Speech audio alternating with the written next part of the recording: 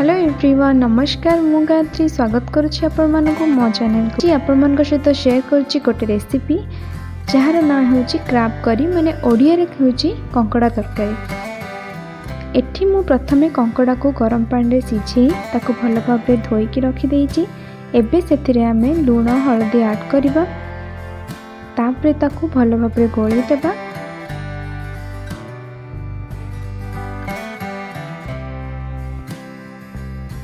एठी मु कड़ाई रे प्रथमे तेल पकेइली, तापरे कंकड़ा पकई ताको भल भाव भाजी देबी, जेमिति कि कंकड़ा भल भाव भाजी हुई गोल्डन कलर देखा जिवो।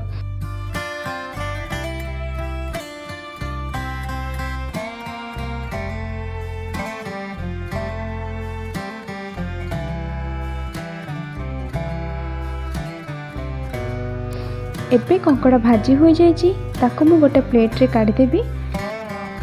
तो एबे चलते देखिबा मसला पई कौन कौन जिनस दरकार अछि। एठी मु गोटे बड़ प्याज को एमती भाव रे गोल गोल करी काटी देइची, गोटे बड़ रसुण नेइची आ हाफ इंच अदा को छोट छोट करी काटी देइची। एहा को आमे गोटे पेस्ट बने देबा। एठी मु आलू को आगरु भाजी की रखी देइची। एबे आमे तरकारी प्रस्तुत करिबा। एठी मु प्रथमे कढ़ाई रे तेल पकेइली, तापरे कटा होइथिबा पियाज पकेइली।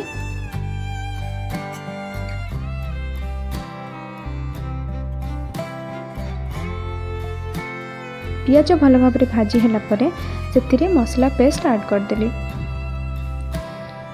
ताको भल भाव गोळेई देली।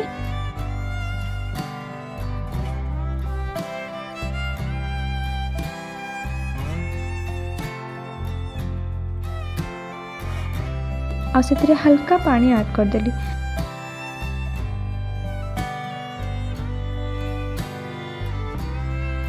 तापरे सेतिरे स्वाद अनुसार लूण ऐड कली, तापरे हळदी गुंड मध्य पके देली आ ताको भल भाव गोळेई देली।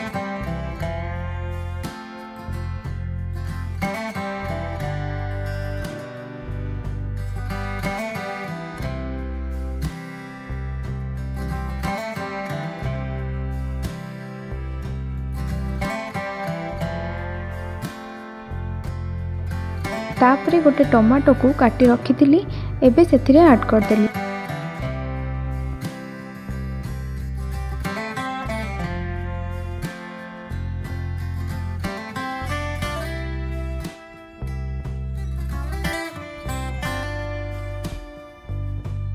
एबे मसला को गोळे दे सेथिरे जीरा गुंड, चिकन मसला पकेइली।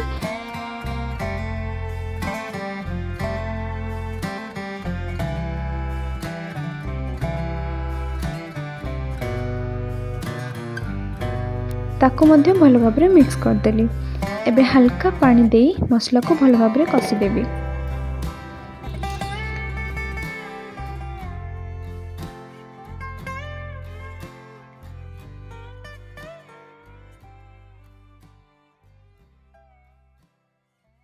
एबे मसला भल भाव कसी हो जाइए।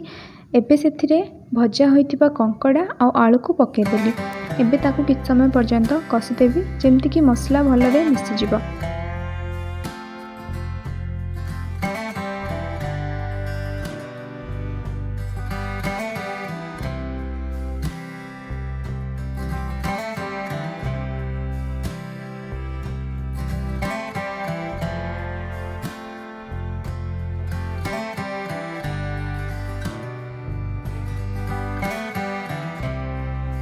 एबे कसी हो जाइए, सेथिरे पानी ऐड कर देली।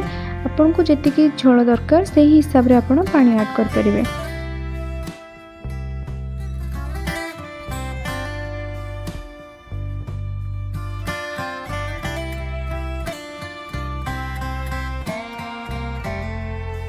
एबे ताको गोळे दे तरकारी फुटिबा जाय छाड़ देबे।